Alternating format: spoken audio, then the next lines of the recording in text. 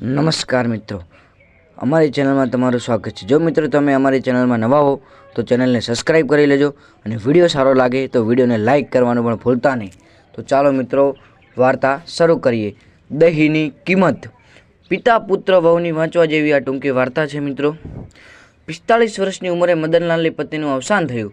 થોડા દિવસ પછી લોકો તેમને સલાહ આપવા લાગ્યા કે હજી ઉંમર નાની છે, બીજા લગ્ન કરી લો, પણ મદનલાલને આ બધાને ના પાડી દીધી। તેઓ કહેતા કે પત્નીને આપેલ દીકરા રૂપી શ્રેષ્ઠ ભેટ મારી પાસે છે, તો તેની સાથે હવે આ જિંદગી પસાર થઈ જશે।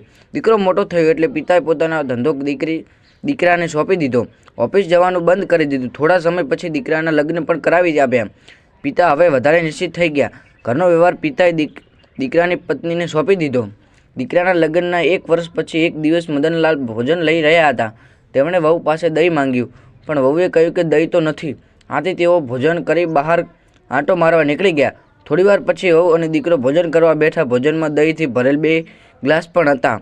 આ જોઈ દીકરાએ કોઈ પ્રતિક્રિયા ન આપીને ભોજન પૂર્ણ કરી તેઓ ઓફિસ ચાલ્યો ગયો। થોડા દિવસ પછી દીકરાએ તેના પિતાને કહ્યું કે પપ્પા, આપણે કાલે કોર્ટમાં જવાનું છે, તમારા લગ્ન છે। નવાઈ સાથે પિતાએ કહ્યું કે દીકરા, મારે કયા પત્નીની જરૂર છે અને તને પત્ની એટલે હું અને પત્નીને એટલો પ્રેમ કરીએ છીએ કે તારે હાલ માતાની જરૂર પણ નથી। મારા લગ્ન કેમ કરાવે છે?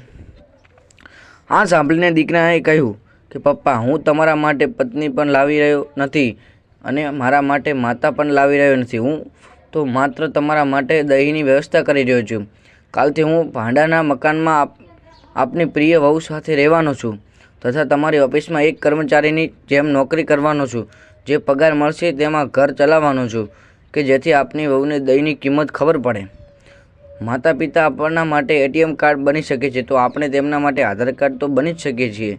તો મિત્રો વાર્તા ગમી હોય તો વાર્તાને લાઇક અને ચેનલને સબસ્ક્રાઈબ કરવાનું ભૂલતા નહીં। જય શ્રી કૃષ્ણ।